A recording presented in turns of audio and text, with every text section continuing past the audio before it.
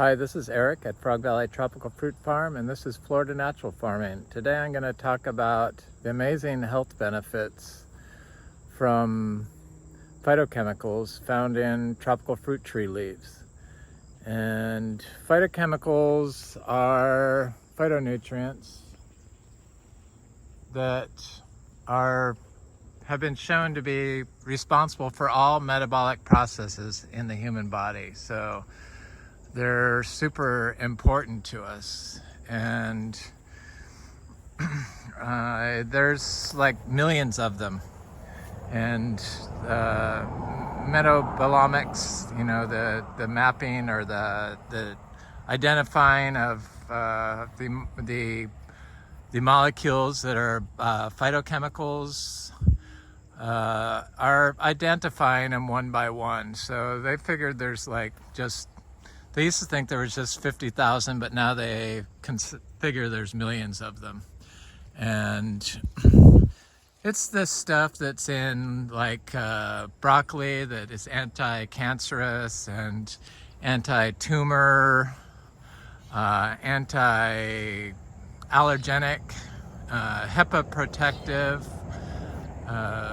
anti-aging, everything, all the good things. They're antioxidants, so they are human beneficial, and we need them. And I've been on this journey of health here at Frog Valley Tropical Fruit Farm. I moved to Florida because I was sick when I was living in New Orleans. After living there for 7 years, I was eating the American diet, and I was just sick. I lived there during Katrina. And I had a diagnosed hypothyroidism. So I'm looking at this black zapote tree. The fruit is like so close to being ripe, but not quite there yet. And there's our Miko lemons, and I've been picking those. There's a jackfruit tree. So I get leaves of all these trees and make a tea, but I'm going to finish what I was saying. So I was getting sick, so I wanted to move someplace healthy, and that place was Florida. And I soon discovered tropical fruit trees,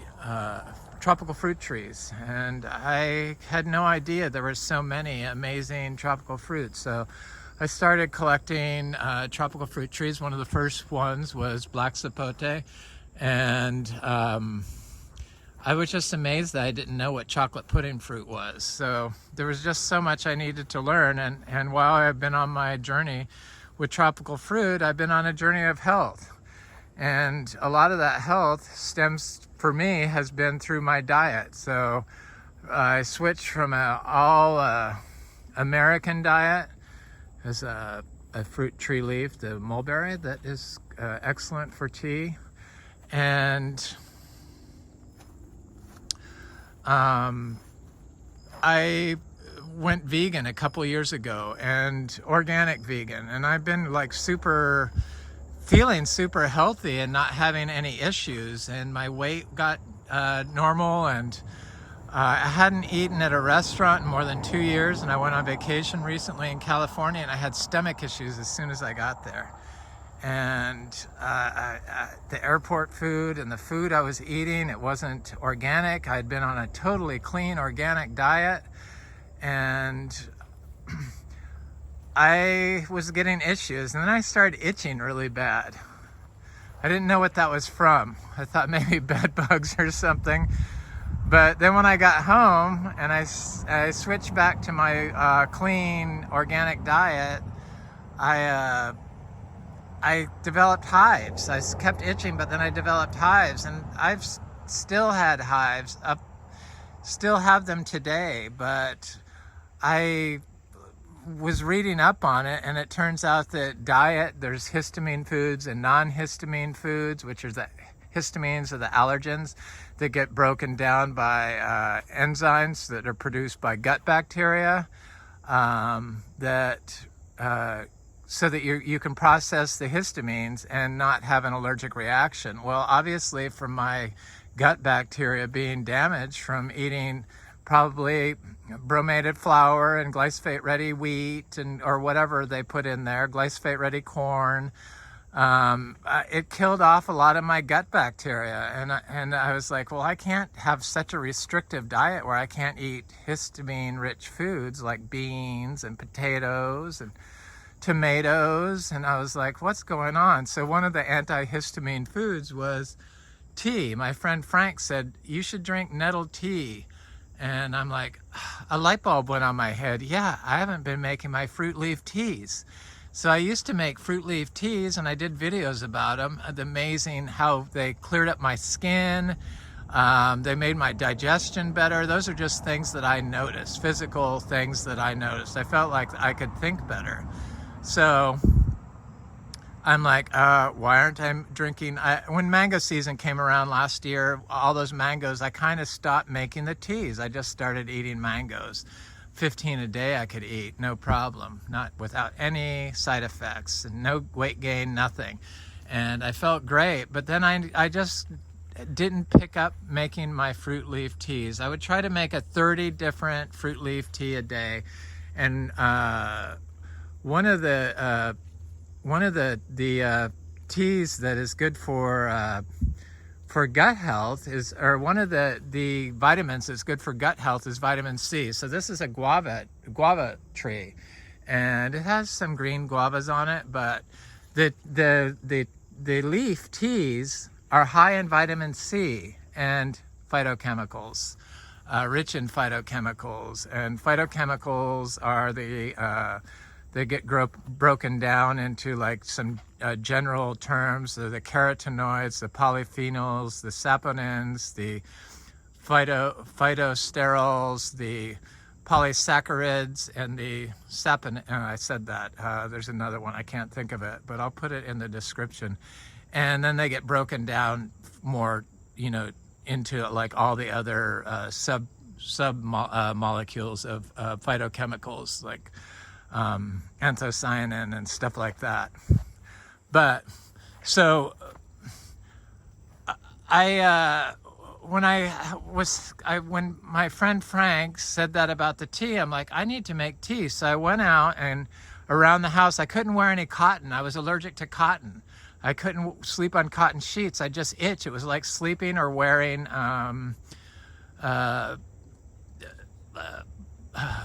what is it? Insulation, fiberglass insulation. That's what it felt like. So I have like bamboo shirts on, and I got bamboo sheets, and I'm like, I just don't want to cut out all these plants, these histamine-containing plants from my diet, because a lot of them were fruit, avocados. And I love avocados, and I just was like, I don't want to do that. So I went and made I collected some tea leaves and made a tea, and it had like 15 tropical fruit tree leaves in it. And I went in and made it. I don't boil it. I bring it almost to a boil, and then I let it seep for a while. But anyway, I drank that, and within an hour, all my inflamed redness of the itching areas went away, and the itching stopped completely. So there's something to the tropical fruit leaf teas, and it's the phytochemicals that are in them, and the phytonutrients. Well, that phytonutrients are phytochemicals. So I know that the indigenous people use the guava leaf as a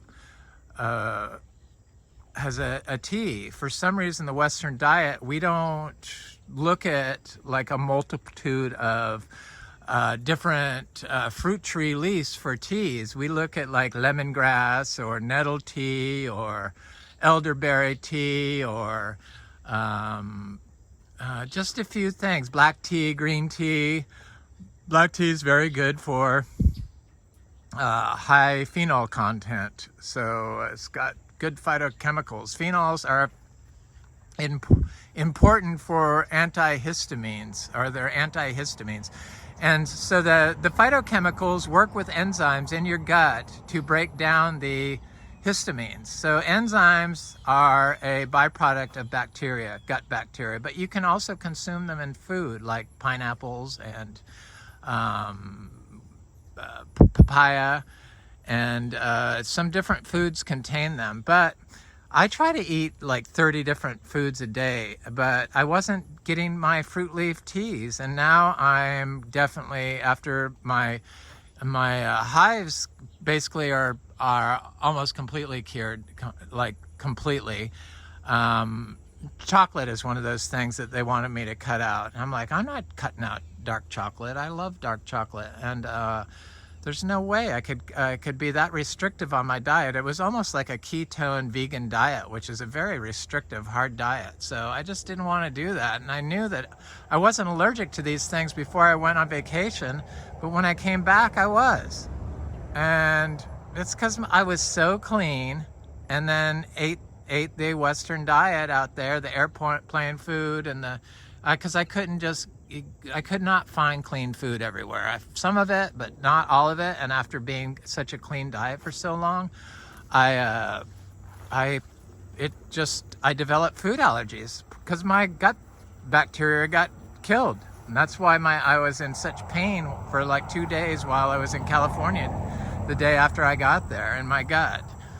And then my digestion, when I drank the tea, for some reason I was gaining weight, even though I was eating less food, because I cut out bread, I cut out some oat cookies, I cut out carbohydrates from my diet to see if that would fix my allergic reactions to food. And it did help, but I kept weighing myself every day, and I kept gaining like a pound a day, and I gained like 6 pounds when I had like stopped eating as much. And I noticed I wasn't going to the bathroom as well as for the amount of food I was eating. And so when I drank that tea, it just cleaned me out, and I feel great now. And I'm sure that my weight, I'm not fat or obese, but I don't like to gain weight, and 6 pounds is a lot to gain in like 5 days, I think. So there's something to diet and food and health, human health, that a lot of people just don't understand. So you can't get these phytochemicals from a all meat diet, and you need them. We need them. And so when I make my tea, my leaf teas, I will use pigeon pea leaf, I will use a ginger leaf, I will use a mango leaf, I will use a sugarcane leaf, and one of the leaves I like to use a lot is the Bidens pilosa. It's a known source of major phytochemicals. So it's excellent, and it's HEPA protective, so it protects your liver. So I also do sapodilla leaves, which is right here. Just one. I use one of each. I've been practicing on this. I am not a medical doctor. I'm just sharing my experience. So please go to your doctor before you start doing this. But I have been doing it, and I was never affected by any of these fruit tree leaves. But I'm not making a huge concoction of one tea leaf and boiling it down and making something really strong. It's just this one leaf of each, about 30 leaves of all different plants, and then heated up water, and then steep for a while, like an hour, and then I chill it and I drink it, and I put it in my powders I make every day. So another very powerful leaf for digestion is the jackfruit leaf. And in India, in Hindustan, they've been using the jackfruit leaf tea for thousands of years, and it is like full of phytochemicals. In fact, it has a very high amount of phenols in it, and phenols is what you need for the phytochemical you need for processing histamines. Hi, Romy. How's my little guy? You are so cute. Yep. I know you want to go out in the pasture with your mom and dad and your aunts, and we'll go, but I have to do a video first. Hold on. Fertilize my jackfruit tree. Got jackfruit on this finally. Thank you. You're such a good boy. Yes, you are. He's getting his horns. He's going to be a year old next, or January, early January 6th, I think, something like that. Here's another jackfruit tree.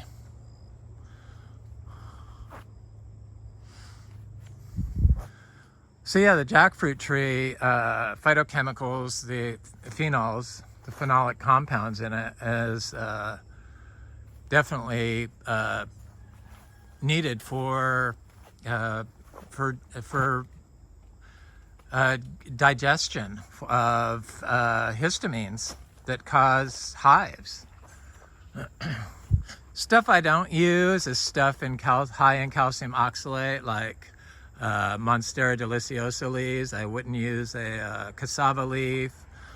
I do use banana leaves, and I use cacao leaf, just one leaf. I like to, like I said, collect 30 leaves. So we've got a lot of rain here recently, and this poor tree that keeps getting branches broken off. Got another branch broke off, which I need to come over here and make sure it didn't destroy anything, but it seems okay. But boy, what a huge branch to get broken off it was so windy and wet, which I liked because we needed the rain, but the wind is a problem. So this is a plant called the ubijay. It's a tropical fruit tree. So phytochemicals, I would use a leaf of that. So phytochemicals are produced in plants because of abiotic stress. So when they get chewed on by bugs, or they are suffering from drought, they signal to their environment, and with the help of the fungi, they get bacteria or enzymes delivered to them that allows them to produce the phytochemicals needed for to protect them from the insect herbivore that's chewing on their leaves. And flavonoids is another class of phytochemicals. So flavor is affected by phytochemicals. So when you're growing plants in an unnatural way, you're probably less likely to have, and not probably, you are less likely to have the phytochemicals that are in a naturally grown plant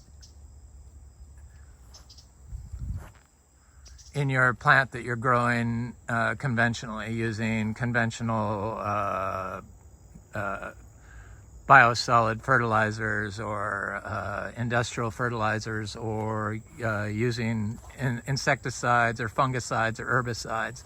Those plants have been shown to not contain the amount of phytochemicals, or even some of the phytochemicals that you get from naturally growing plants. This is why we grow this way. It's for the health of not only us, but the ecosystem and the health of the tree. And we all know that the Florida citrus only lives on average 15 years now. I mean, these are long-lived trees. So if you're consuming the citrus that only lives 15 years, do you think the citrus that lives 75 years is healthier to consume? I certainly do. So this is why we grow this way. We want our trees to be here for 100 years. This is a santal tree, and I would use a leaf of that. That's a cherry of the Rio Grande, a black one, and I would use a leaf of that for my tea. This is a mulberry, the little tiny birds, I love them.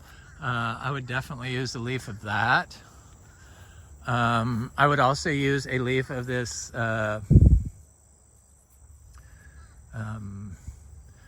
Caesar weed. So the way to get the phytochemicals in there is to grow as close to natural as possible. And it seems to be that this form of gardening and the holistic approach, looking at the whole system, is turning out to be better for us and better produces better food, higher phytochemical content and higher nutrient content, and just better all around. Everything's connected. People always try to look for one input rather than, they think that this inga tree is going to be the fix-all for growing Garcinias fast. Speedy growth is not indicative of healthy tree. It just means that always, sometimes it is, but not always. So what we do here is we focus on soil health, and we combine that with regenerative farm practices. So biodynamic farming, syntropic farming, organic farming, permaculture, and then indigenous farming, because indigenous knowledge has been completely ignored in mainstream American agriculture. And so we look at that, and then we also use aspects of Korean natural farming, Japanese natural farming,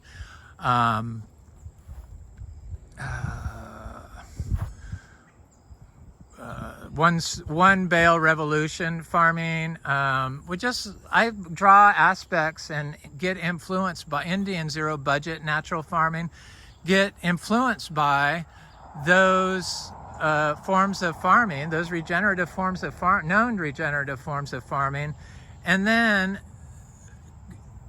use that in association with soil health principles. And I pretty much just look at two of them. I look at do not disturb and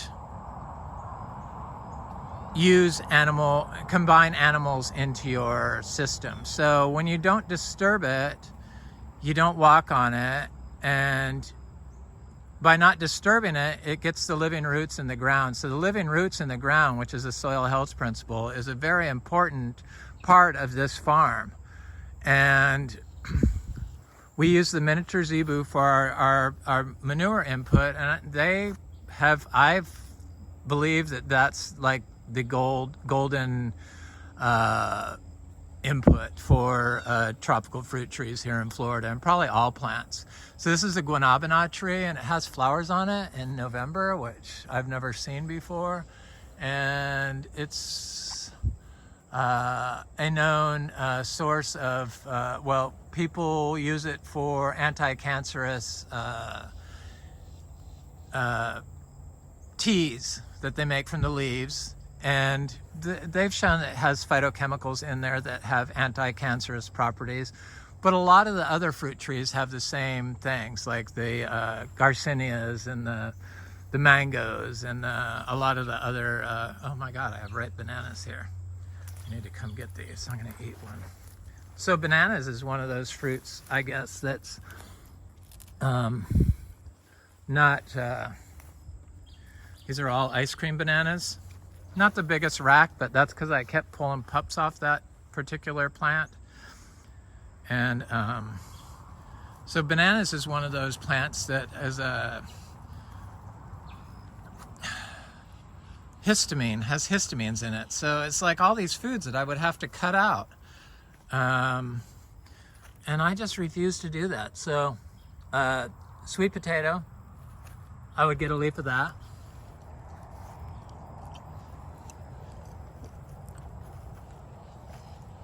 I would also get an oak leaf, and I would get a pine leaf. These are so good, these ice cream bananas. I would get a locust leaf. That's a nitrogen fixing tree that showed up by itself. All this stuff just showed up by itself. This was lawn for 50 years. And pretty much now anything grows in it if I plant it in there. So when we plant stuff, we just plant it directly into this orchard floor. That's pretty much the only time I go into disturb the soil, because you know what it's like walking on an undisturbed forest. It's like really, you could feel your feet sinking. That's how it is here. And it builds soil. This builds soil. A lot of people think that doing mulch and compost is soil building. most of that stuff will wind up as carbon dioxide. So it goes up into the atmosphere. And very little of it is formed into mineralized carbon. Whereas if you have the living root system with applications of high quality compost or inputs of wood or carbon into it that doesn't kill the orchard floor, like notice I have all this stuff, this debris that gets blown over, and I just leave it there. That's like the same as adding wood chips to it, or sticks, or chop and drop. I just let nature do it because we have all these trees, and that's what they do. That's what it does. I see that there's a little trail there that the creatures have. So I found that the heliconia makes a very good nursery for young Garcinia trees. And so I'm going to start experimenting more, planting seeds directly inside the base of the heliconia. Citrus leaf, so I would add one of those.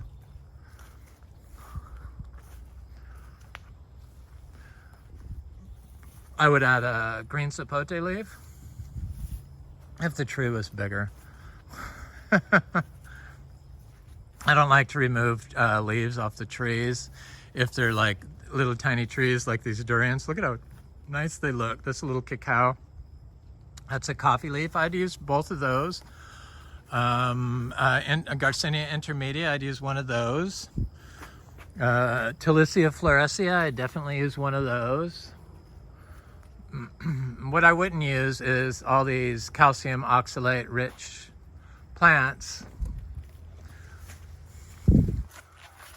like the rare aroids.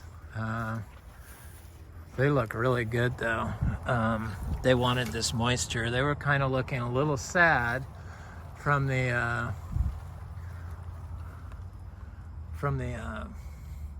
lack of moisture that we were receiving, or not receiving, but they're looking good. They seem very healthy and happy with all this rain. I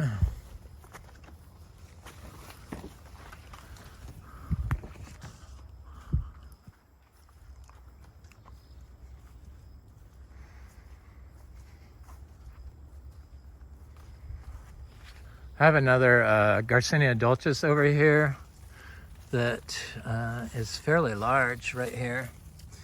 It's, you know, growing in the weeds. That's how we plant them. I direct sow Garcinia seeds generally. We also have a lot of that I planted direct sown seeds of the bread nut, the Artocarpus, and that's been shown to be highly medicinal with major phytochemicals and phytonutrients in its leaves and in the fruit and the bark. I guess all parts of the plant, the roots, the bark, the leaves, the fruit, all have phytoactive compounds in it. Here's one of those bread nut trees, starting to get the breadfruit look to it. It's just like breadfruit, but it's used for the nut. Here's another one. Here's a Plinia edulis. If that was bigger, I would use one of those. Here's another bread nut tree. Monstera deliciosa, definitely I would not use.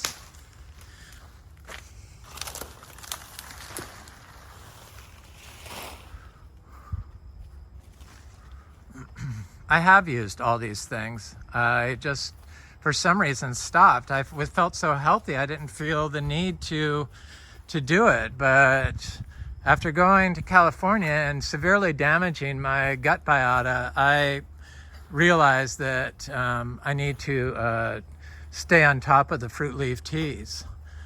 It's just amazing how much better I felt after drinking the tea.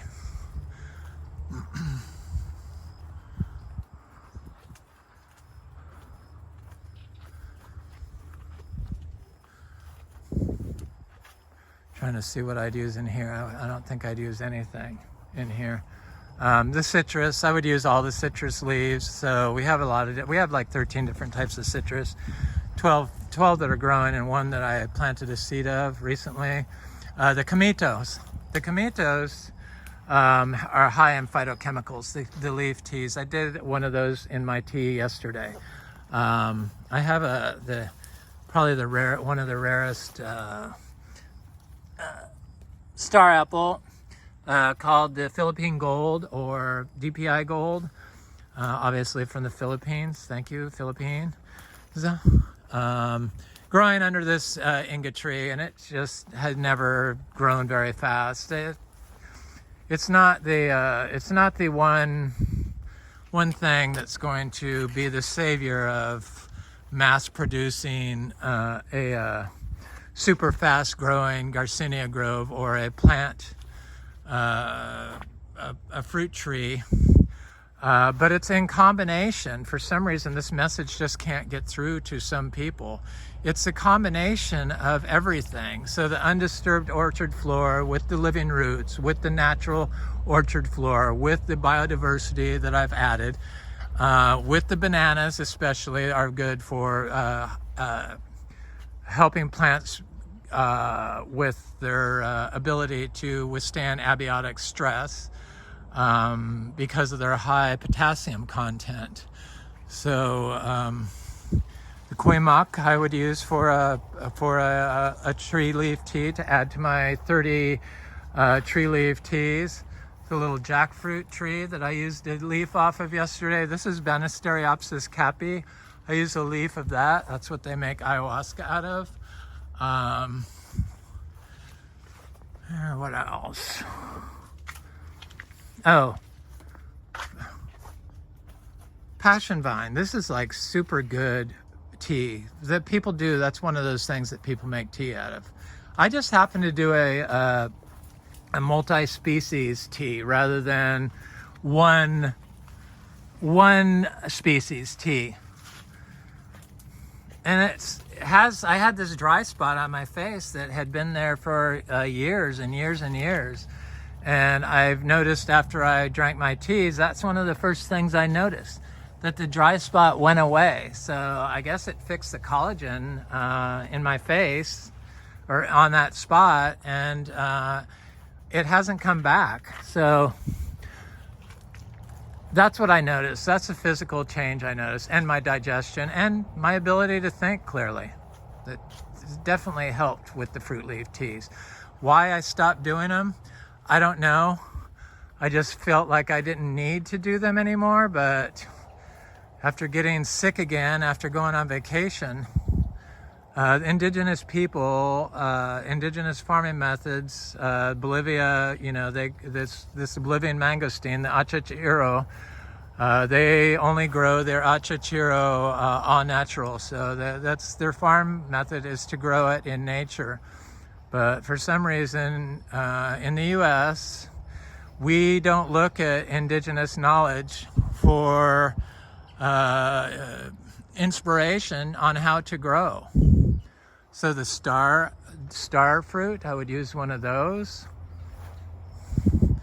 The pomelo, I would use one of those.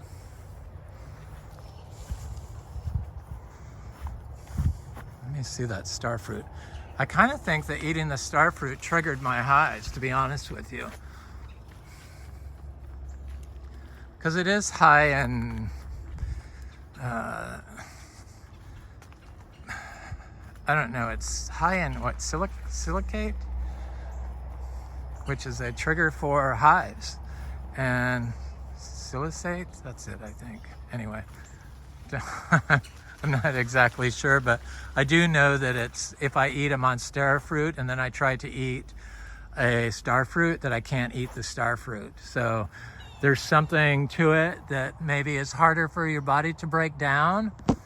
I think they said that if you have a poor liver, not to eat the star fruit. Is that it? Or kidneys? It's one of the two.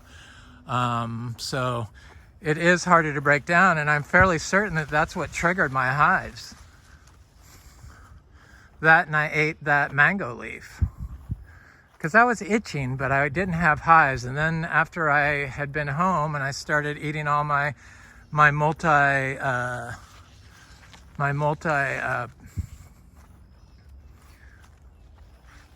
katuk, I would use a leaf of that. My multi-species plant-rich diet, 30 plants a day I try to eat, which I wasn't doing. Plus, they're all organically grown. I know organic isn't the best thing, but it's pretty much the best we can get around here. You can't get biodynamic food. Probably biodynamic food would be the best food you could possibly buy, but we are not biodynamic certified anymore. I feel I do videos enough. I still promote and push biodynamic farming because I do believe in it, just that we are not certified biodynamic. I could be, but we're not. We're not certified organic either. So the hog plum leaf, I'd use one of those. I'd use a leaf of this syzygium, the wax jambu. I'd also use a leaf of our rose apple, and it's a syzygium. I also use a leaf of the blue lily pilly. That's a syzygium. I would also use a cedar bay cherry leaf. As Australian native fruit trees have been shown to have very high phytochemical constituents in their tissues. Sapodilla, I think I already said that. The rasapote, kind of like the egg fruit, but I'd use that. There's some of my little mangoes coming up. Here's my vegetable garden. It's doing okay. I never finished it. I never upgraded it. My jackfruit is getting kind of big. Yeah, some of them drop off. This one looks like it's wanting to ripen. Yay. The sugar apples, I would use a leaf of that. MB, I would use a leaf of that. Lychees, I would use a leaf of that. Pepper trees, I would use a leaf of that. Pretty much anything you can eat or is known not to be poisonous, I would use. Probably I could collect wild weeds, because I did index the wild weeds here. There were so many of them, but a lot of the nitrogen fixing weeds, we had over 20. I stopped counting at 20. Are poisonous to animals, so I wouldn't suggest people do that. But the fruit trees generally are okay, and if you're not doing a huge amounts, you need to check with your doctor before you start doing the multi-fruit leaf teas, because they might have, though doctors aren't really into nutrition. I mean, I don't know anybody that has been to a doctor where the doctor asks, what do you eat in a day? Write down what you eat. Never once has that been asked of me, ever. And I asked my friends, and none of them have ever been asked either. So the cashew is a very well-known indigenous source of phytochemicals from Hindustan. And in the East, they use the mango leaf tea, and it's full of polyphenols, so phenolic compounds that aid in the digestion of histamines. There's another jackfruit tree. Anyway, that's about it. That's my video on the major health benefits from phytochemicals found in tropical fruit leaf trees that are being grown naturally or as organically as possible. Anyway, have a wonderful day. Thanks for watching.